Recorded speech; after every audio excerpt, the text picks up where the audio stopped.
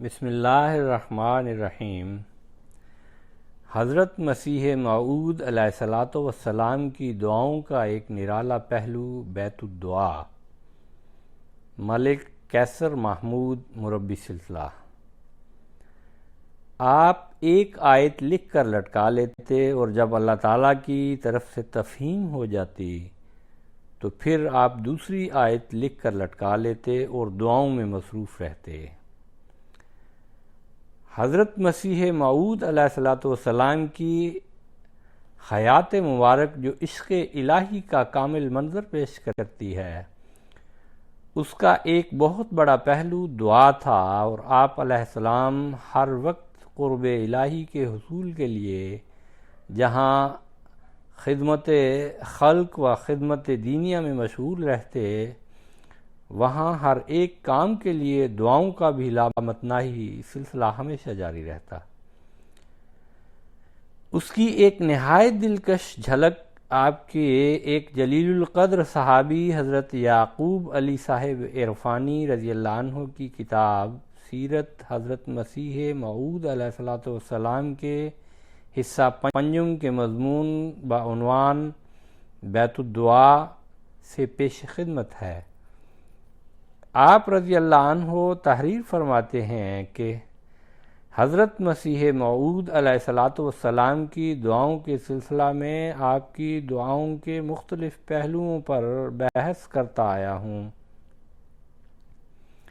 میں چاہتا ہوں کہ احباب اس حقیقت کو اچھی طرح سمجھ لیں۔ حضرت مسیح موعود علیہ الصلاۃ والسلام کی دعاؤں کے متعلق ایک خصوصیت یہ تھی کہ آپ خاص سفر میں ہوں یا حضر میں دعا کے لیے ایک مخصوص جگہ بنا لیا کرتے تھے، اور وہ بیت الدعا کہلاتا تھا۔ میں جہاں جہاں حضرت کے ساتھ گیا ہوں، میں نے دیکھا ہے کہ آپ نے دعا کے لیے ایک الگ جگہ ضرور مخصوص فرمائی، اور اپنے روزانہ پروگرام میں یہ بات ہمیشہ داخل رکھی کہ ایک وقت دعا کے لیے الگ کر لیا۔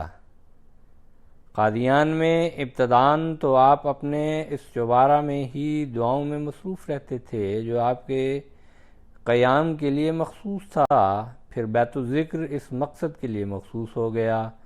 جب اللہ تعالیٰ کی مشیت ازلی نے بیت الذکر بھی عام عبادت گاہ بنا دیا اور تخلیہ میسر نہ رہا، تو آپ نے گھر میں ایک بیت الدعا بنایا جو اب تک موجود ہے۔ جب زلزلہ آیا اور حضور کچھ عرصہ کے لیے باغ میں تشریف لے گئے تو وہاں بھی ایک چبوترا اس غرض کے لیے تعمیر کرا لیا۔ گرداسپور مقدمات کے سلسلہ میں آپ کو کچھ عرصہ کے لیے رہنا پڑا تو وہاں بھی بیت الدعا کا اہتمام تھا۔ غرض حضرت کی زندگی کا یہ دستور العمل بہت نمایاں ہے۔ آپ دعا کے لیے ایک الگ جگہ رکھتے تھے، بلکہ آخر حصہ عمر میں تو آپ بعض اوقات فرماتے کہ بہت کچھ لکھا گیا اور ہر طرح اتمام حجت کیا، اب جی چاہتا ہے کہ میں صرف دعائیں کیا کروں۔ دعاؤں کے ساتھ آپ کو ایک خاص مناسبت تھی، بلکہ دعائیں ہی آپ کی زندگی تھی۔ چلتے پھرتے اٹھتے بیٹھتے آپ کی روح دعا کی طرف متوجہ رہتی تھی۔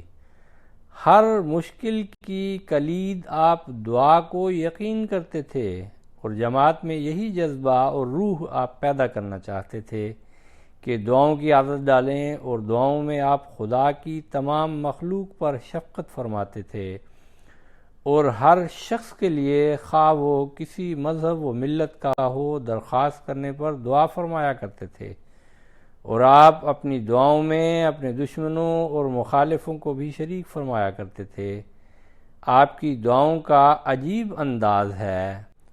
قرآن کریم سارے کا سارا آپ نے دعاؤں ہی کے ذریعے حضرت باری سے پڑھا ہے۔ یہ بات شاید بعض لوگوں کو عجیب معلوم ہو، مگر یہ ایک واقعہ اور حقیقت ہے۔ آپ جن ایام میں سیالکوٹ میں مقیم تھے، 1864 تا 1868، حضرت حکیم میر حسام الدین مرحوم کو آپ کی خدمت میں جانے کا اکثر اتفاق ہوتا تھا۔ انہوں نے حضرت اقدس سے طب کی بعض کتابیں بھی پڑھی تھیں۔ وہ فرمایا کرتے تھے کہ میں نے ہمیشہ دیکھا کہ قرآن کریم کی بعض آیات آپ لکھ کر اپنے سامنے لٹکا لیتے اور عام طور پر قرآن مجید رو رو کر پڑھا کرتے اور دعا کرتے کہ یا اللہ یہ تیرا کلام ہے، تو ہی سمجھائے گا تو سمجھوں گا۔ یہ آپ کی دعاؤں کا مفہوم تھا، اور اس مقصد کے لیے کہ دعا کے لیے بار بار تحریک ہو، آپ ایک آیت لکھ کر لٹکا لیتے، اور جب اللہ تعالیٰ کی طرف سے تفہیم ہو جاتی تو پھر آپ دوسری آیت لکھ کر لٹکا لیتے اور دعاؤں میں مصروف رہتے۔ اس طرح پر قرآن مجید کو آپ نے دعاؤں ہی کے ذریعے اللہ تعالیٰ سے پڑھا۔ دعاؤں کی قبولیت کے اس قدر نشان آپ نے دیکھے تھے اور اس نسخہ کو ایسا محبوب پایا تھا کہ ہر مرض اور مشکل کے لیے اس کو ہی استعمال کرتے تھے۔ دعاؤں کی قوت اور اثر کو آپ دنیا کی ہر قوت سے بڑھ کر یقین کرتے تھے، اور اپنی دعاؤں میں اس تاثیر و قبولیت کا آپ کو اس لیے یقین تھا کہ اللہ تعالیٰ نے آپ کی دعاؤں کی قبولیت کا وعدہ فرمایا تھا۔ ایک دفعہ حضرت سیٹھ عبد الرحمن صاحب مدراسی رضی اللہ عنہ کو ایک مکتوب میں آپ نے قوت و اثر دعا کا چند اشعار میں ذکر کیا تھا کہ بغیر کسی فخر کے مجھے یقین ہے کہ میری دعا معمولی نہیں۔ اسی سلسلہ میں یہ اشعار بھی تحریر فرماتے ہیں: ہر آن کار یکے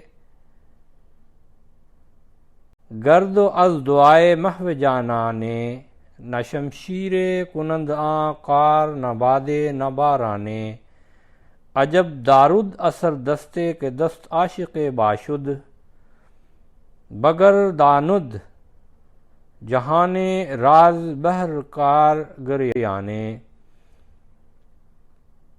اگر جنبد لبے مردے ز بحر آن کے سرگرداں، خدا از آسماں پیدا کند ہر نو سامانے، زکار افتادائے راہ بر کارمی آرد خدا، زیں رہ ہمی باشد دلیل آن کے ہست از خلق پنہانے، مگر باید کے باشد طالب و صابر و صادق، نبیند روز نومیدی وفادار از دل و جانے۔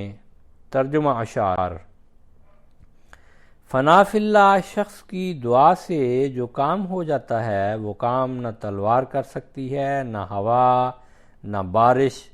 اس کے عاشق کے ہاتھ میں عجیب تاثیر ہوتی ہے۔ خدا اس سونے والے کا کام بنانے کے لیے ایک دنیا کو پلٹ دیتا ہے۔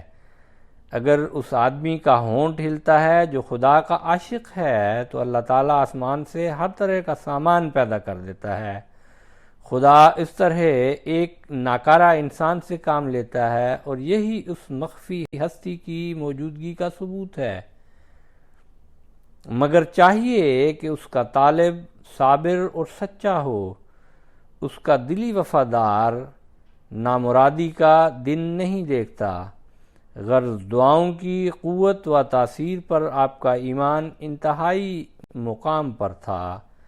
سیرت حضرت مسیح موعود علیہ الصلاۃ والسلام، صفحہ نمبر 486 تا 488۔